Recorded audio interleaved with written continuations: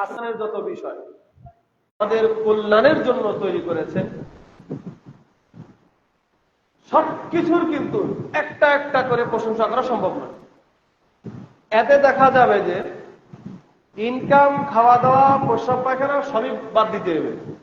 যদি সবগুলোর আমরা একটা একটা করে আলাদা আলাদা করে আলহামদুলিল্লাহ বলতে যাই, এতে আমরা ওই শুকরিয়া আদায় করা ছাড়া দিন রাত আর কোনো কাজ করতে পারবো না। তো এর জন্য একটা সহজ পদ্ধতি হলো যে মানুষের কল্যাণের জন্য মাটির নিচে, মাটির উপরে এবং আসমানে বা আসমানের উপরে, জান্নাতে বা জাহান্নামে যত কিছু আমাদের কল্যাণ আল্লাহ তাআলা তৈরি করেছেন, সবকিছুকে মাথায় রেখে সবকিছু মিলিয়ে মনের গভীর থেকে, মনের ভিতরে সবখানি ভালোবাসা ঢেলে দিয়া সবকিছুকে মাথায় নিয়ে আমরা খুব পাওয়ার নিয়ে একটা শুকরিয়া আদায় করি। সকলেই বলি আলহামদুলিল্লাহ। দরুদ ও সালাম, শান্তি, রহমত, বরকত অবতীর্ণ হোক তার উপরে যিনি খুব পরিশ্রম করে ধারাবাহিকভাবে ইসলাম নামক একটা ধর্ম আমাদেরকে দিয়ে গেছেন। কত সুন্দর ধর্ম! ইসলামের যে ধর্মের যে বিধিবিধান, যে আদব, যে শিষ্টাচার, যে ভদ্রতা ইসলামের ভিতরে আছে, মুহাম্মদ সাল্লাল্লাহু আলাইহি ওয়াসাল্লাম আমাদের শিখিয়েছেন। এগুলা যদি মানুষের সামনে আমরা প্রেজেন্ট করতে পারি, যতটুকু রাসূল আমাদের শিখিয়েছেন এতটুকু যদি আমরা মানুষের সামনে প্রেজেন্ট করতে পারি, উপস্থাপন করতে পারি, দেখাইতে পারি, শোনাইতে পারি, তাহলে কোনো মানুষ কোনো ধর্মে থাকবে না, সব ইসলাম ধর্মে চলে আসবে। এত সুন্দর ব্যবহার মুহাম্মদ সাল্লাল্লাহু আলাইহি ওয়াসাল্লাম আমাদেরকে দিয়ে গেছেন। তো আমাদের সবসময় উচিত সেই মহান নেতার প্রতি দরুদ পাঠ করা, সেই মহান নেতার যাবতীয় দয়া, ভালোবাসা, শিষ্টাচার সবকিছুকে মাথায় রেখে আমরা তার প্রতি দরুদ পাঠ করি। আমরা সকলেই করি সাল্লাল্লাহু আলাইহি ওয়াসাল্লাম। সম্মানিত মসজিদের উপস্থিতি, সম্মানিত মুসল্লি, সম্মানিত হাজিরিন, আজকের জুমার সংক্ষিপ্ত আলোচনায় যে বিষয়টি আপনাদের সাথে শেয়ার করব, যে বিষয়টি সম্বন্ধে আপনাদের কিছু কথা কোরআন ও হাদিস থেকে শোনাবো, সেটা হচ্ছে সর্বক্ষেত্রে সুন্দর ব্যবহার। সর্বক্ষেত্রে সুন্দর ব্যবহার। যে রাজা তার প্রজার সঙ্গে সুন্দর ব্যবহার করবে, যে নেতা তার অনুসারীদের সাথে ভালো ব্যবহার করবে, ইমাম তার মুসল্লির সাথে ভালো ব্যবহার করবে, মুসল্লি তার ইমামের সাথে ভালো ব্যবহার করবে, সর্বক্ষেত্রে সব কাজেই একজন আরেকজনের সাথে ভালো ব্যবহার করবে। এমনকি মানুষ কাজের সাথেও ভালো ব্যবহার করবে। কাজের সাথে আবার ভালো ব্যবহারটা কেমন? ব্যবহার তো মানুষ মানুষের সাথে করে, তাই না? কাজের সাথে আবার ভালো ব্যবহারটা কেমন? জি, কাজের সাথেও ভালো ব্যবহার করতে হয়, তার একটা পদ্ধতি আছে, যেটা নিয়ে সংক্ষিপ্ত আলোচনা হবে। আমার তৌফিক ইল্লা বিল্লাহ। তো প্রথমত কথা হলো, আল্লাহ তাআলা বলেছেন লাকাদ কানা লাকুম ফি রাসূলিল্লাহি উসওয়াতুন হাসানাহ। হে পৃথিবীর মানুষ, তোমরা সুন্দর ব্যবহার, সুন্দর আচরণ মুহাম্মদ সাল্লাল্লাহু আলাইহি সাল্লামের কাছ থেকে নাও। কারণ এই মুহাম্মদ সাল্লাল্লাহু আলাইহি সাল্লামকে সর্বোত্তম, সব দিক থেকে ভালো আদর্শ গুণ দিয়ে তাকে সৃষ্টি করা হয়েছে। সবচেয়ে ভালো আদর্শ দিয়ে মুহাম্মদ সাল্লাল্লাহু আলাইহি সাল্লামকে সৃষ্টি করা হয়েছে। তাই তাকে তোমরা অনুসরণ করো, তাহলে ইহকালে পরকালে দুই কালে অবশ্যই তোমরা সফল কাম হবেই হবে ইনশাআল্লাহ।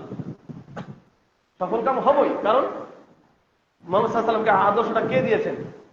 কথা বলেন। মুহাম্মদ সাল্লাল্লাহু আলাইহি সাল্লামকে আদর্শ যে দিয়েছেন, এটা কে দিয়েছেন?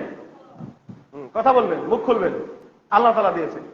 তাহলে যেটা আল্লাহ তাআলা দিয়েছে, আর আমাদের সফলতা আল্লাহ তাআলাই দিবেন, তাহলে মুহাম্মদ সাল্লাল্লাহু আলাইহি সাল্লামের আদর্শ মেনে চলা মানে আল্লাহর হুকুমই মেনে চলা, একই কথা।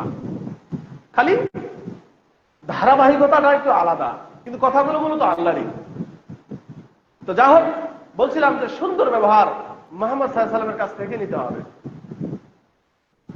তো আজকের আলোচনায় মুহাম্মদ সাল্লাল্লাহু আলাইহি ওয়াসাল্লাম এবং তার যে সাহাবারা ছিলেন, এই মুহাম্মদ সাল্লাল্লাহু আলাইহি ওয়াসাল্লাম এবং তার সাহাবাদের কিছু কিছু সাহাবাদের দু চারটি 10-12 বাক্যের দু চারটি ঘটনা আপনাদের সামনে বলবো, বলেই সংক্ষিপ্ত কথা শেষ করবো। আমার তাওফীক ইল্লা বিল্লাহ। তো আমরা প্রথমে সাহাবাদেরকে দিয়ে শুরু করি, কারণ সাহাবারা আমাদের মতন সাধারণ মানুষ ছিলেন। সাহাবারা আমাদের মতন সাধারণ মানুষই ছিলেন। মুহাম্মদ সাল্লাল্লাহু আলাইহি ওয়াসাল্লামকে ভালোবাসতেন, তার সাথে থেকেছেন, তাকে দেখেছেন, তার কথা অনুযায়ী চলেছেন। বিধায়ী তাদেরকে সাহাবা বলা হয়। তো আমরা উম্মত মানে রাসূলের দলের অনুসারী। তা আমাদেরকে উম্মত দল কেন বলা হয়? কারণ আমরা মুহাম্মদ সাল্লাল্লাহু আলাইহি ওয়াসাল্লামকে দেখিনি, সরাসরি দেখিনি, তার সাথে চলিনি। বিধায় আমরা হলাম তার দলের অনুসারী, তার দলের অনুসারী বা তার অনুসারী। আমরা সচক্ষে তাকে দেখিনি। এখন আল্লাহ তাআলা বলেছেন যে আমাকে মানো, আমার নবীকে মানো, উলুল আমরি মিনকুম, তোমরা সাহাবাদেরকে বা জ্ঞানীদেরকে মানো। তাহলে সাহাবাদেরকেও মানতে হবে। যেমন শিয়ারা ওই ইরান, ফিলিস্তিন, ব্যাবিলিয়ন, এই যে এই দেশের মানুষগুলো, আফগানিস্তান, এদের বেশিরভাগই এরা শিয়া, এরা মুসলিম নয়। আমরা যদিও তাদেরকে মুসলিম বলে থাকি, তারা কিন্তু মুসলিম নয় প্রকৃতপক্ষে। তারা সাহাবাদেরকে পছন্দ করে না, ওরা দেখতেই পারে না। ওরা বলে যে আল্লাহ তাআলা ওহী পাঠিয়েছে, তো ওহীটা ভুল করে ওই আল্লাহ রাসূলের জামাই আলীর কাছে না এসে ওহীটা চলে গেছে মুহাম্মদ সাল্লাল্লাহু আলাইহি ওয়াসাল্লামের কাছে। ওদের আকীদা, ওদের বিশ্বাস এটা। কিন্তু ওহীটা নাযিল করেছেন কি আল্লাহ তাআলা নাকি? তো ওরা বলছেন যে ফেরেশতারা ভুল করেছে। আরে ভুল কি জিনিস ফেরেশতারা জানেই না। ভুল কি জিনিস ফেরেশতারা জানেই না। ভুল যে করতে হয় এই শিক্ষা তাদেরকে দেওয়া হয় নাই। বা দেখেন ওদের মেমোরিতে যতটুকু দেওয়া হয়েছে আল্লাহ তাআলা দিয়েছেন, অতটুকুই তারা করে। ওদেরকে যতটুকু করতে বলা হয়েছে, ফেরেশতাদেরকে যতটুকু আল্লাহ তাআলা করতে বলেন, এর বাইরে কোনো কিছু করার ক্ষমতাই তাদের নাই। তাহলে তারা ভুল কিভাবে করবে? ভুল করার ক্ষমতাই তাদের নেই। যেমন আমাদেরকে আমাদের হালতে আল্লাহ তাআলা ছেড়ে দিয়েছেন, মানুষ আমি তোমাকে বানালাম, তুমি তোমার মতো চলো, ভালোভাবে চললে জান্নাত, আর অন্যভাবে চললে জাহান্নাম। কিন্তু ফেরেশতাদেরকে আল্লাহ তাআলার হাতেই রেখেছেন, যতটুকু অর্ডার করবেন অতটুকুই করবেন। তাহলে ফেরেশতারা কি ভুল করতে পারে না। তো ওদের বিশ্বাস হলো যে আলীর কাছে যেটা আসার কথা ছিল সেটা না এসে মুহাম্মদ সাল্লাল্লাহু আলাইহি ওয়াসাল্লামের কাছে এসেছে, তাই তিনি নবী হয়েছে। এটা কোনো বিশ্বাস হলো? তার মানে তারা মুসলিম নয়, তারা এই দিক থেকে কাফের। এই দিক থেকে কি তারা কাফের? তারা মুসলিম নয়। তাদের ভিতরে কিছু কিছু আকীদা ভালো বিশ্বাসী আছে, তারা মুসলিম, সবাই নয়, তবে বেশিরভাগ গুলাই তারা শিয়া। তো যাই হোক, সাহাবাদেরকে মানতে হবে। তারা মানে না, কিন্তু আমাদেরকে মানতে হবে, নচেত জান্নাত হবে না। তো সাহাবাদেরকে যদি মানি, তাদের কিছু ইতিহাস আমাদের জানতে হবে, ছোট ছোট ব্যবহারমূলক ইতিহাস। যেমন দেখেন, যারা আমরা নেতা আছি, যারা আমরা লিডার, কেমন লিডার? চেয়ারম্যান একজন লিডার, একটা চেয়ারম্যান, একটা ইউনিয়নের লিডার, একটা মেম্বার, একটা ওয়ার্ডের লিডার, একটা মহিলা মেম্বার, 3টা ওয়ার্ডের লিডার, একটা ডিসি, একটা থানা লিডার, তারপরে উপজেলা চেয়ারম্যান, উপজেলার লিডার, তারপর জেলার একজন লিডার থাকে, তার বিভাগের একজন লিডার থাকে, তারপর দেশের একজন প্রধানমন্ত্রী থাকে। এই যারা সবাই কিন্তু লিডার। তারপর ধরেন যে ইমাম একজন লিডার, মসজিদের সভাপতি, সেক্রেটারি, ক্যাশিয়ার, এরা লিডার। মসজিদ বলেন, মাদ্রাসা বলেন, যে কোনো প্রতিষ্ঠান, যে কোনো প্রতিষ্ঠানের একজন সভাপতি, সর্দার থাকে, এরাও ওই সমাজের লিডার। তো লিডারদের ব্যবহার করতে হবে কাজের সাথে ভালো ব্যবহার। যেমনি মানুষের সাথে করতে হবে, তেমনি কাজের সাথে ভালো ব্যবহার করতে হবে। ওই যে বললাম যে কাজের সাথে ভালো ব্যবহার করতে হয়, তো কাজের সাথে ভালো ব্যবহারটা কেমন? কাজের সাথে ভালো ব্যবহারটা কেমন? কাজের সাথে ভালো ব্যবহারটা হলো এমন, কেমন? যেমন হযরত উমর রাদিয়াল্লাহু তাআলা আনহু করতেন। তিনি একজন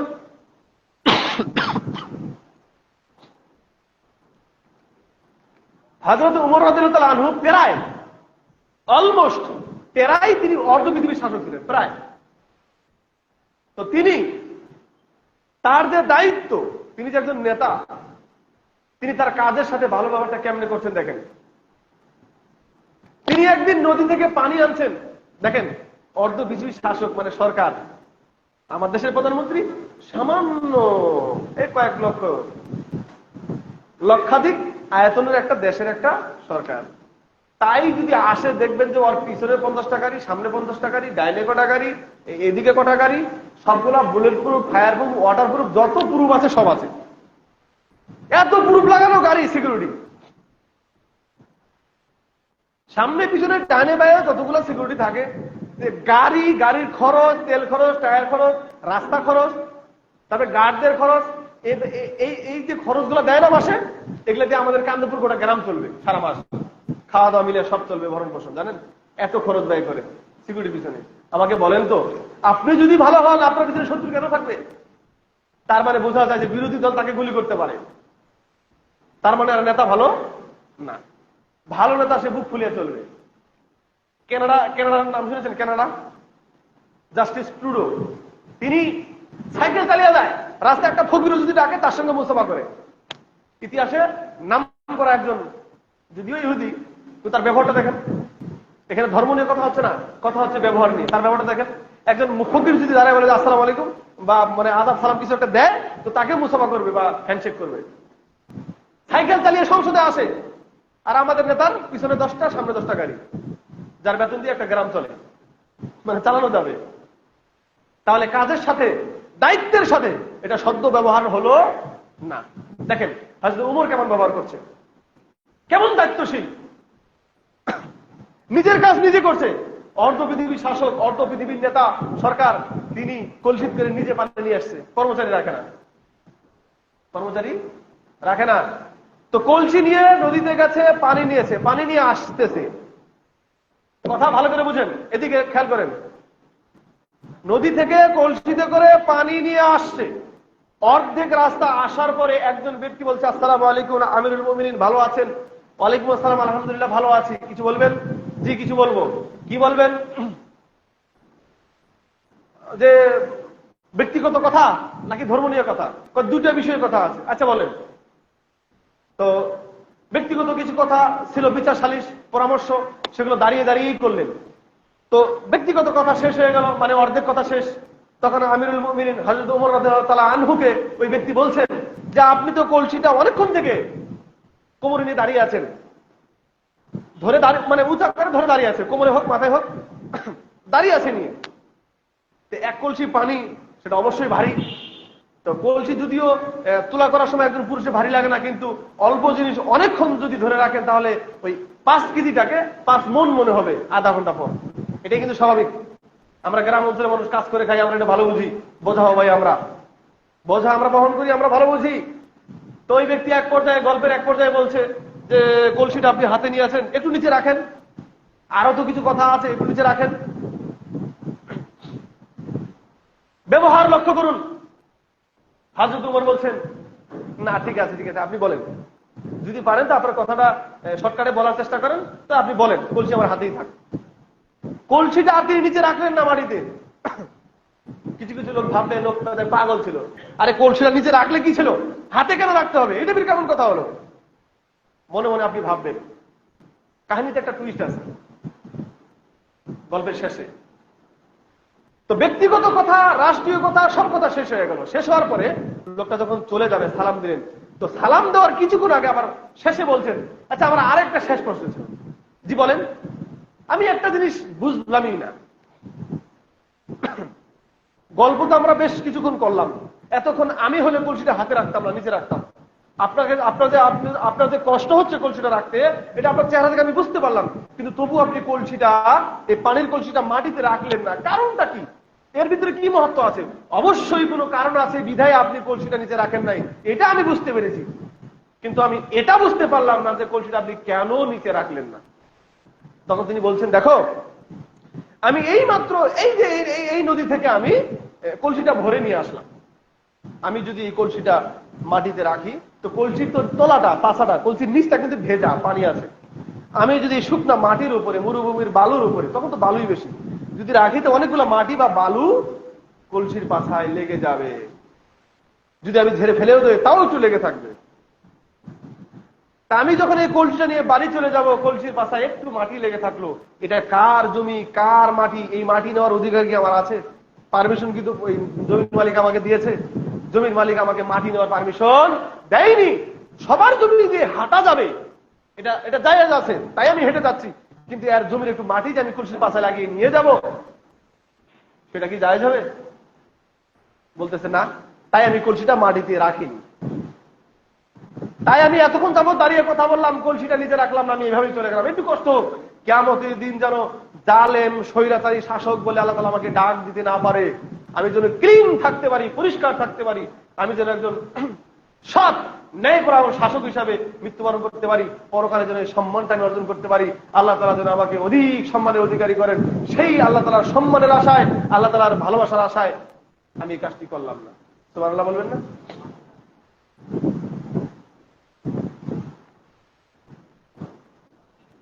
আপনি কি কল্পনা করতে পারেন একজন মানুষের ঈমান কতখানি মজবুত, কতখানি জাহান্নামের ভয়, কতখানি জান্নাতের প্রতি লোভ থাকলে একটা মানুষ কলসি নিয়ে আধা ঘন্টা বা 1 ঘন্টা দাঁড়িয়ে থাকতে পারে, দাঁড়িয়েই কথা বলে? যদিও যদিও তো কলসিটা রাখলে ওই মাটির জন্য মাটির মালিক দাবি জানাতো না, জানাতো কি? তারপর নিজের পক্ষ থেকে নিজে পরিষ্কার থাকার চেষ্টা করলেন। আশেপাশে দেখেন তো, আশেপাশে আপনার আশেপাশে খেয়াল করলে আপনি দেখতে পাবেন, বা আপনি নিজে নেতা, আপনি খেয়াল করেন তো যে তার মতন নিজের দায়িত্বের সাথে সুন্দর ব্যবহার কখনো করেছেন আপনি? বা আপনার ঈমানটা কি তার মতন? আমি আপনাকে অপমান করতে চাইনি, আমি চাচ্ছি আপনাকে একটু পরকালমুখী করতে। আমি চাচ্ছি হযরত ওমর রাদিয়াল্লাহু আনহুর কিছু আদর্শ আপনার ভিতরে যেন আপনি ঢুকিয়ে নেন, তার মতন চলার চেষ্টা করেন, তার মতন যেন জান্নাতের লোভ জাহান্নামের ভয় আপনার ভিতরেও তৈরি হয়। তাহলে নিজে ভালো থাকবেন, সমাজ ভালো থাকবে, সমাজের মানুষ ভালো থাকবে, পরিবার ভালো থাকবে। এক কথায় 10 কথার এক কথা হলো, সবাই ভালো থাকবে ইনশাআল্লাহ। আল্লাহ তাআলা আমাদের এই কথা থেকে কিছু নেওয়ার তৌফিক দান করুক, আল্লাহুম্মা আমিন। আপনাকে আরো কিছু জ্ঞান দেওয়ার জন্য হযরত ওমর রাদিয়াল্লাহু আনহুর আরেকটি ঘটনা শোনাতে চাই। এটা তো একটা আদর্শ গেল, তার একটা ঈমান, তাতে কতখানি ঈমান, তার একটা প্রমাণ গেল।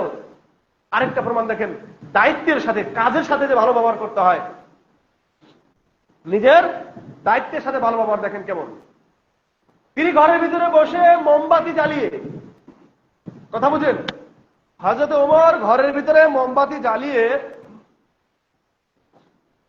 ওই রাজকোষের আয় ব্যয় এসব হিসাব করছিলেন, কে কয় টাকা নিল, কোথায় কয় টাকা গেল, রাজকোষের টাকা পয়সা ওই সরকারি টাকা দিয়ে কেনা মোমবাতি জ্বালিয়ে তিনি হিসাব নিকাশ করছিলেন। এমন তো অবস্থায় দরজায় একজন ঠক ঠক করছে, বলছে আসসালামু আলাইকুম আমিরুল মুমিনিন, বাসায় আছেন? ওয়ালাইকুম আসসালাম, জি বাসায় আছে, আসেন। রুমে ঢুকলেন, আপনার সাথে আমার কিছু কথা ছিল। হযরত ওমর জিজ্ঞাসা করলেন, কথা কি তোমার ব্যক্তিগত নাকি রাষ্ট্রীয়? তো লোকটি বললেন যে আমার ব্যক্তিগত কোনো কিছু কথা। যখনই ব্যক্তিটি বলল আমার ব্যক্তিগত কিছু কথা, তখন হযরত ওমর কি করলেন, একটু বসো, ওই মোমবাতিটি হাতে করে নিয়ে ঘরে গেলেন। ঘরে গিয়ে ওটাকে নিভিয়ে আরেকটা মোমবাতি, অন্যরকম মোমবাতি আনলেন। মোমবাতি আনলেন, আনার পরে গল্প শুরু হলো, করেন আপনার কি গল্প আছে? গল্প করা শেষ, ঠিক সেম কাহিনী গল্পের শেষে তখন জিজ্ঞাসা করলেন যে আমি একটা জিনিস বুঝলাম না, এটা মোমবাতিতেও আগুন আছে, ওটাতেও আছে। যেটা নিয়ে আসলেন ঘর থেকে পাল্টিয়ে, আচ্ছা ওটাতেও আলো ছিল, এটাতেও আলো আছে, দুটাতেই সমান সমান দেখা যায়। আমি ভালো করে পর্যবেক্ষণ করেছি, আলোর আমি কোনো কম বেশি পাইনি, দুটাই সমান সমান আলো। দুটাই সমান সমান আলো, মোমবাতিও একই, পাল্টি আনার কারণটা কি এটা আমি বুঝলাম না। তবে আমি এটা বিশ্বাস করি যে এখানে কোনো অবশ্যই কাহিনী আছে, সৎ কোনো কাহিনী আছে, বিধায় আপনি এই কাজটা করেছেন। কিন্তু কেন করেছেন এটা আমি বুঝিনি। লোকটা বুঝিনি বলেই লোকটা প্রজা। হযরত ওমর বুঝে বিলাই সে নেতা, তাই না? যে বুঝে বিধাই তো নেতা। তো তখন তিনি বলছেন, লোকটা চলে যাওয়ার একটু আগে জিজ্ঞাসা করলেন, হযরত ওমর বলছেন, দেখো আমি তোমাকে প্রথমে জিজ্ঞাসা করেছিলাম তুমি কি ব্যক্তিগত কথা বলবে না রাষ্ট্রীয় ভালো মন্দের বিষয়ে কোনো কথা বলবে? তুমি বলেছো ব্যক্তিগত কোনো কথা আমার সঙ্গে মানে পর্যালোচনা করবে, একটু পরামর্শ করবে। তো যেহেতু ব্যক্তিগত কোনো কথা তুমি বলবে, কিন্তু প্রথমে যে মোমবাতিটা জ্বালানো ছিল সেটা সরকারি টাকা দিয়ে কেনা মোমবাতি ছিল, ওইটা জ্বালিয়ে যদি তোমার সঙ্গে আমি ব্যক্তিগত ফুসুর ফুসুর আলাপ করি, এটা দায়িত্বের সাথে বদ ব্যবহার হবে, দায়িত্বের খেলাফ কিছু করা হবে, অন্যায় হবে, আমানতের খেয়ানত হবে। রাষ্ট্রীয় যত অর্থ আছে, যত সম্পদ আছে, এই সব কিছু দেখভাল করা আমার কাছে আমানত, এটা আমানতের খেয়ানত হবে। এটা ব্যক্তিগত গল্প করার জন্য এই মোমবাতিটা কেনা হয়নি। এই মোমবাতিটা সরকারি টাকা দিয়ে কেনা হয়েছে, সরকারি কাজেই ব্যয় হবে। তুই ব্যক্তিগত কথা বলবে, তাই আমি এটাকে ঘর থেকে পাল্টিয়ে আমার ব্যক্তিগত একটি মোমবাতি এনে জ্বালিয়ে দিলাম। গল্পের মাধ্যমে আপনাকে আমি কি বুঝালাম আর আপনি কি বুঝলেন? আমি আপনাকে বোঝাতে চাইলাম যারা দায়িত্বশীল তাদের দায়িত্বের সাথে এই ধরনের ব্যবহার করতে হবে, দায়িত্বের সাথে এই ধরনের ব্যবহার করতে হবে। একটু যদি চিন্তা করেন, মুহাম্মদ সাল্লাল্লাহু আলাইহি ওয়াসাল্লাম, আল্লাহ তাআলা বলেছেন লাকাদ কানা লাকুম ফি রাসূলিল্লাহি উসওয়াতুন হাসানা, উত্তম আদর্শ দিয়ে মুহাম্মদ সাল্লাল্লাহু আলাইহি ওয়াসাল্লামকে তৈরি করা হয়েছে, উত্তম আদর্শ দিয়ে হযরত উমরকে তৈরি করা হয়েছে, উত্তম আদর্শ দিয়ে আবু বকর রাদিয়াল্লাহু তাআলা আনহুকে তৈরি করা হয়েছে, উত্তম আদর্শ দিয়ে মা ফাতেমা, হযরত খাদিজা এদেরকে তৈরি করা হয়েছে, আরো বড় বড় সাহাবা আছে এদেরকে তৈরি করা হয়েছে উত্তম আদর্শ দিয়ে। এ কথা কোরআন হাদিসে কোথাও বলা হয়নি। তাহলে হযরত উমরের আদর্শটুকু যদি এরকম হয়, তাহলে আপনি চিন্তা করেন মুহাম্মদ সাল্লাল্লাহু আলাইহি ওয়াসাল্লাম শ্রেষ্ঠ মানব, তার ব্যবহার কেমন হবে? তারটাও বলছি। তো আপনাকে আমি হযরত উমরের আদর্শ বলে এটুকু বোঝানোর চেষ্টা করলাম যে তিনি একজন সাধারণ মানুষ ছিলেন, তিনি একজন আমির ছিলেন, নেতা ছিলেন, সরকার ছিলেন। তিনি তার কাজের সাথে কেমন আমানতদারিতা আর কেমন সুন্দর ব্যবহার তিনি দেখাতেন। আর এখানে শিক্ষণীয় আরেকটা বিষয়, আমি রাজা, প্রজা এসেছে, প্রজার সঙ্গে দুর্ব্যবহার তিনি করতেন না। আসেন আপনার সেবা করার জন্যই আমি নেতা, আরে আমি আপনারই গোলাম। এটাই প্রমাণ করে একজন পুলিশ দেশের পাবলিকের গোলাম, দেশের সরকার আপনার আমার গোলাম। কেন বলেন তো? আমি হলাম সরকারের মালিক, সরকার আমার মালিক নয়। সরকার দেশের কর্মচারী, সরকার আপনার কর্মচারী। যেই সরকার হোক, সরকার আমার কর্মচারী, আপনার কর্মচারী, সরকার পাবলিকের কর্মচারী। বলবেন কিভাবে? আচ্ছা বলেন তো, নিজেকেই প্রশ্ন করেন। আমি যে ভোট দিয়ে মেম্বার বানালাম, আমি যে ভোট দিয়ে চেয়ারম্যান বানালাম, আমি যে ভোট দিয়ে এমপি বানালাম, ভোট দিয়ে সরকার বানালাম, সরকারটা কেন বানালাম? আমার বাড়িতে কে কাজ করবে?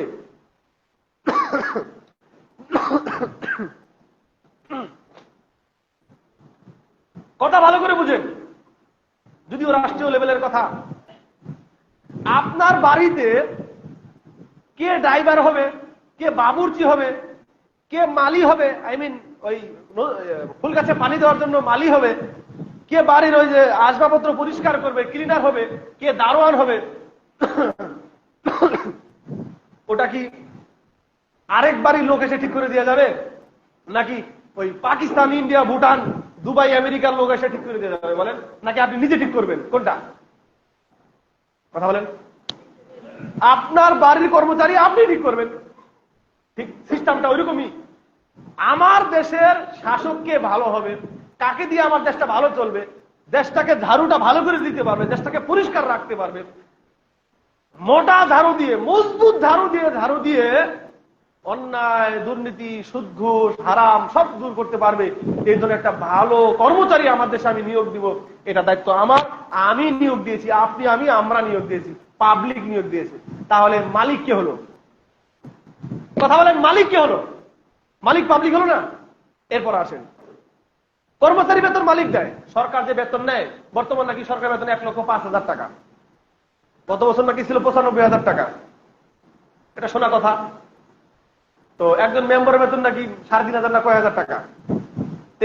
এই যে বেতনটা কম হোক বেশি হোক যাই হোক, এই যে বেতনটা তাদেরকে দেওয়া হয়, বেতনটা কোথা থেকে আসে? এই বেতনটা আপনার মোবাইলের ভ্যাট, এক কথায় 10 কথার কথা, আপনার আমাদের যে ভ্যাট দেওয়া হয়, কর দেওয়া হয়, এটা থেকেই তাদের বেতন হয়। তাহলে মালিক কে হলো? ওরা দেশের কর্মচারী, মালিক হলাম আমরা। কিন্তু ব্যবহারটা হচ্ছে এমন ওরাই মালিক, আমরাই কর্মচারী, বেতন ফিরে আমরাই দেই। পৃথিবীর বাংলাদেশের, পৃথিবীর কথা বাদ, বাংলাদেশের বোকা লোক থাকলে আমরা পাবলিক, বোকা লোক থাকলে আমরাই পাবলিক। আমরা যে বোকা তার একটা প্রমাণ নেবেন। মোটর চালু আছে নাকি? বন্ধ করে দিত, পানি পড়ছে কেন? আমরা যে আসলেই বোকা পাবলিক, আমরা যে আমাদের কর্মচারীর সাথে ভালো ব্যবহার করতে পারি না, কর্মচারীকে চুরি ডাকাতি করার জন্য ছেড়ে দিয়েছি, এটা আমাদের অন্যায়। আমাদের কর্মচারীদের সঠিক ব্যবহারটা আমরা দেখাই না। আমরা যে আসলেই বলদ তার একটা প্রমাণ দেখেন। একটা রুটির দাম 5 টাকা, একটা রুটির দাম 5 টাকা। রুটির দাম হুট করে হয়ে গেল 20 টাকা। লেগে গেল আন্দোলন, ছাত্র কৃষক যা আছে বুড়া ধুরা ছোট বড় সব মাঠে নেমে গেল আন্দোলন। কেন নিত্য প্রয়োজনীয় খাদ্য রুটির দাম কেন 20 টাকা হবে? এটা কোনো কথা? রুটির দাম 5 টাকা, 2-3 টাকা বাড়তে পারে, 5 টাকা বাড়তে পারে, ডাইরেক্ট 20 টাকা 3-4 ডবল, এটা কেমন কথা হলো? আন্দোলন। এবার রুটির মালিক আর সরকার পক্ষের লোক বা সরকার মিটিং এ বসে গেল। এদিকে সরকারের লোক তখন পাবলিককে বললো, আপনারা শান্ত হন, রুটির দাম কমানো হবে, রুটির দাম কমানো হবে। হয়তো আপনি এভাবে ভাবেননি, আজ ভাবেন। রুটির দাম কমানো হবে, সরকার পক্ষের লোক। আমরা ধর্ণা দিলাম, আন্দোলন করলাম কার বিরুদ্ধে? রুটিওয়ালার বিরুদ্ধে। কিন্তু ধর্ণাটা আমরা কাকে জানালাম? সরকারকে। এখন সরকারের লোক বলছে দাঁড়াও দাঁড়াও, রুটির দাম কমানো হবে, আগামী 7 দিনের ভিতরে কমানো হবে, ওদের সঙ্গে আমরা মিটিং করছি। এবার পাবলিক বাড়ি চলে গেল বোকার মতন। এবার রুটিওয়ালার সঙ্গে সরকার মিটিং করছে, বলছে যে শোনো ভাই, 5 টাকা রুটি 20 টাকা করেছো, এটা নেহায়েত অন্যায়। তুমি এক কাজ করো, যেহেতু 20 টাকা দাম বাড়িয়েছো, পাবলিক এলে হুজুকে বাঙালি, বুঝছো, এগুলোকে যদি 2 টাকা কমাই দাও এরা খুশি হয়ে যাবে, এদেরকে ট্যাকেল আমি দিচ্ছি। এখন তুমি এক কাজ করো, রুটির দাম 20 টাকা করেছো না, রুটির দাম তো মূলত 5 টাকা, তুমি দাম বাড়িয়ে করেছো 20 টাকা, 5 টাকা দাম কমিয়ে দাও, 5 টাকা কমিয়ে দাও। রুটির দাম কত টাকা হলো? 15 টাকা। কিন্তু অরিজিনালি দাম কত টাকা ছিল? 5 টাকা। 5 টাকাতেই তোমার লাভ ছিল, বেশি খাওয়ার লোভে তুমি দাম বাড়িয়ে দিয়েছো। দেখছো সুদূকে সব ব্যাপার। এখন 20 টাকা করলো, পাবলিক নিবে, একটা ক্রাইসিস, একটা মানে সিন্ডিকেট তোমরা তৈরি করেছো। এক কাজ করো, 5 টাকা রুটির দাম 20 টাকা করেছো, তোমরা 5 টাকা কমিয়ে দাও। 5 টাকা কমিয়ে দিলে রুটির দাম কত টাকা হলো? 15 টাকা। এই যে 5 টাকা রুটি তুমি এখন 15 টাকা হলো, 5 টাকা কমিয়ে 15 টাকা হলো। দাম ছিল 5 টাকা, তাহলে 5 টাকা আর 15 টাকা, তাহলে 5 টাকার উপরে আরো 10 টাকা থাকলো, তাই না? এক কাজ কর, 5 টাকা তুই নিবি লাভের, 5 টাকা আমাকে দিবি। সরকার লোক রুটিওয়ালাকে বলছে 5 টাকা তুই নিবি, 5 টাকা আমাকে দিবি, পাবলিক আমি দেখছি। 7 দিন পরে ভাষণ, এমপি মন্ত্রী যাই হোক ভাষণ দিচ্ছে, বলছে যে রুটির দাম কমানো হয়েছে, রুটির দাম কমানো হয়েছে, এখন এক একটা রুটির দাম হবে 15 টাকা। 5 টাকা কমে গেল, পাবলিক খুশিতে বাড়ি চলে গেল, 5 টাকা কমে গেছে, 500 পয়সা কমে গেছে, পাবলিক খুশি হয়ে বাড়ি চলে গেল। আরে কমেছে তো, কিছু কিছু বুদ্ধিজীবী লোক বলবে কমেছে তো, কিন্তু রুটির দাম যে ছিল 5 টাকা, 15 টাকা থেকে গেল, 10 টাকা বেশি লাভ, 5 টাকা কোম্পানি খেয়ে নিল। তার মানে রুটির দাম 15 টাকা, 10 টাকা পেল কোম্পানি, 5 টাকা পেল সরকারি লোক, ঘুষ খেয়ে নিল। আচ্ছা বলেন তো, রুটির দাম কি আসলেই কমলো? বাড়তি কিন্তু 10 টাকা থেকেই গেল।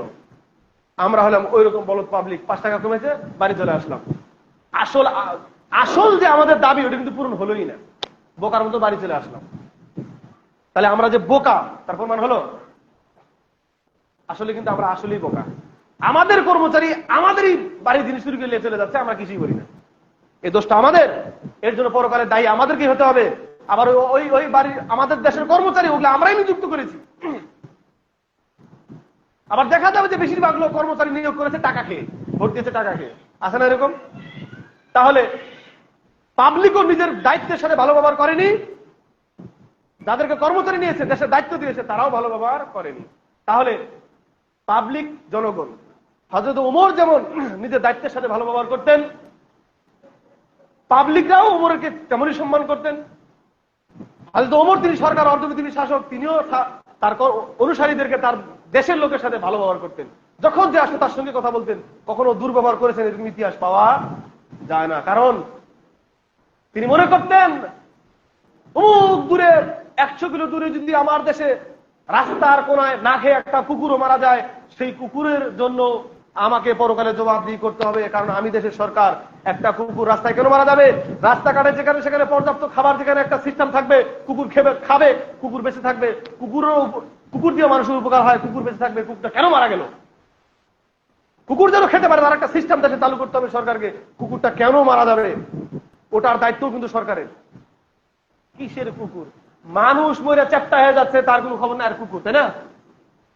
তাহলে আমরা প্রজা, আমরাও ভালো ব্যবহার করি না আমাদের কর্মচারীর সাথে? আমাদের কর্মচারীও, আমাদের সরকার প্রজার সাথে ভালো ব্যবহার করে না। আমাদের আদর্শ ব্যবহারগুলি হযরত আবু বকরের, হযরত ওমরের মতন হতে হবে। আল্লাহ তাআলা আমাদের তাদের মতন হওয়ার তৌফিক দান করুক, বলি আল্লাহুম্মা আমিন। এবার আসেন, মুহাম্মদ সাল্লাল্লাহু আলাইহি ওয়াসাল্লামের বহু ব্যবহার আমরা শুনেছি, তার একটা ব্যবহার আজ আমরা শুনবো, একটা ব্যবহার শুনবো। তার একটা ব্যবহার হলো যে মানুষের ব্যবহার যদি ভালো হয় ফেরেশতাকে ছাড়িয়ে যায়। বলেছিলাম মানুষের ব্যবহার যদি খারাপ হয়, কুকুর, শিগাল, গরু, কুত্তা, বিড়াল এর চাইতেও নিচে নেমে যায়। জি, এর চাইতেও নিচে নেমে যায়। এরকম আলোচনা এই জুমায় আরো হয়েছে, আপনি শুনেছেন, হয়তো আপনার মনে নেই। সাহাবারা বিরোধী পক্ষের দলের ইহুদি একজনকে ধরে নিয়ে এসেছে, হয়তো অনেকে শুনেছেন। আপনাকে আমি আবার মনে করিয়ে দিই, আপনার ব্যবহারটা যেন সুন্দর হয় এই আশা নিয়ে। তো একজন ইহুদিকে সাহাবারা খুব দৌড়িয়ে কষ্ট করে ধরে নিয়ে এসেছে, আনার পরে বাড়ির উঠোনে বারান্দার একটা খুঁটির সাথে বেঁধে রেখেছে, টাইট করে বেঁধে রেখেছে। বেঁধে রাখা অবস্থায় রাসূলকে ডাকা হলো, অমুক ইহুদিকে ধরে আনছি, এটাকে কি করবেন করেন। এটা আমাদের মুসলমানদেরকে অনেককে এই ব্যক্তি মেরেছে, আমি দেখেছি, এটাকে কি করবেন করেন, মেরে ফেলবো। রাসূল বলছেন মারার দরকার নেই, মাইরে ফেলা তো জানে, মারা তো বহু দূরের কথা, ওর গায়ে টাচও করবা না, ধরে আনার সময় যা মেরেছো আর মারবা না, এভাবে থাক। এবার বেঁধে রাখা অবস্থায় তার দিকে সবাই তাকিয়ে আছে, আল্লাহ রাসূলও তাকিয়ে আছে, সাহাবারাও তাকিয়ে আছে। এবার বেঁধে রাখা অবস্থায় ওই ইহুদি আসামি বলছে, মুহাম্মদ, স্বয়ং আল্লাহ কিন্তু সরাসরি মোহাম্মদ নাম ধরে ডাকেনি, ইয়া মোহাম্মদ বলেছে সম্মান দিয়ে। নবীকে আল্লাহ তাআলা সম্মান দেয়। আর ওই বেটা বেয়াদব বলছে, এ মোহাম্মদ শোনো, তুমি যদি আমাকে ছেড়ে দাও, প্রথমে বলছে, আগে ঘুষের অফার করছে, তুমি যদি আমাকে ছেড়ে দিতে গিয়ে টাকা চাও, মানে ঘুষ চাও, তোমাকে দেওয়া হবে। কয় টাকা চাও, দেওয়া হবে। রাজত্ব চাও, টাকা চাও, কি চাও, তোমাকে দেওয়া হবে, বিনিময়ে আমাকে ছেড়ে দাও। বলছে যে আমাকে ছেড়ে দেওয়ার বিনিময়ে যদি কিছু চাও তোমাকে দেওয়া হবে। তারপরে বলছে, তুমি যদি আমাকে মেরে ফেলো, আমার লোক এসে কাল তোমাকে মেরে ফেলবে, এটা নিশ্চিত তোমাকে মেরে ফেলবে। দ্বিতীয় নম্বর অপশন, তুমি যদি আমাকে এমনি ছেড়ে দাও, তোমার শুকরিয়া আদায় করা হবে, তোমার শুকরিয়া আদায় করা হবে, তুমি যদি আমাকে এমনি ছেড়ে দাও। রাসূল সাল্লাল্লাহু আলাইহি ওয়াসাল্লাম যখনই লোকটা বললো তুমি যদি আমাকে ছেড়ে দাও, এমনি এমনি ছেড়ে দাও, তাহলে তোমার শুকরিয়া আদায় করা হবে, যখনই এই কথা বলা, রাসূল সাল্লাল্লাহু আলাইহি ওয়াসাল্লাম সাথে সাথে বললেন, সাহাবারা এর বান খুলে দাও, এটা চলে যাক। সাহাবারা হা করে রাসূলের দিকে তাকিয়ে আছে, মানে শক, ওই 1000 ভোল্টের শক খেলেন তারা। কি ধরনের কথাবার্তা, এটাকে এত কষ্ট করে ধরে নিয়ে আসলাম, কতখানি ক্যালোরি খরচ করে ধরে নিয়ে আসলাম, এটাকে ছেড়ে দেবেন, এগুলোর কথা? আল্লাহ বলছেন ছেড়ে দাও, রাসূল বলেছেন ছেড়ে দাও, তার মানে এখানে কাহিনী তো অবশ্যই আছে। সাহাবারা খুব ভারাক্রান্ত মন নিয়ে বান্ডা খুলে দিল। লোকটাও হা করে, ওই আসামি হা করে আশ্চর্য চেহারা নিয়ে রাসূলের দিকে চেয়ে আছে। সাহাবারা বান খুলছে আর রাসূলের দিকে ওই লোক তাকিয়ে আছে, হা করে তাকিয়ে আছে, আশ্চর্য। কাহিনী কি? সাহাবারাও আশ্চর্য, আর ওই যে আসামি ও আশ্চর্য। কাহিনী কি? ছেড়ে দিল, এত রাজত্ব অফার করলাম, নিল না। তো লোকটা দিকে তাকিয়ে আছে আর এরা বান খুলছে, লোকটা আস্তে আস্তে রাসূলের দিকে তাকিয়ে আছে আর যাচ্ছে, তাকিয়ে আছে আর যাচ্ছে। যাওয়ার সময় ফের আবার ওইদিকে মুখ করে একবার, এদিকে রাসূলের দিকে একবার তাকায়, রাসূলে যাচ্ছে। রাসূলের বাড়ির যে এরিয়ার কাছে যাওয়ার আগে, মানে গেটের কাছে যাওয়ার আগে লোকটা ভাবছে যে এত রাজত্ব অফার করলাম, মারার হুমকি দিলাম, আমি তো বাধা ছিলাম, তো ওরা চাইলে আমাকে কিছু কিছু কিছু করে কেটে নদীতে ভাসিয়ে দিতে পারতো, মরুভূমিতে পুঁতে রেখে পারতো, আমাকে জিন্দা কবর দিতে পারতো। এত বড় সুযোগ পাওয়ার পরেও আমি যে এত বড় খারাপ, ওদের কত লোককে আমি মেরেছি, কিছুই বলল না, ছেড়ে দিল। লোকটা চিন্তা করছে যে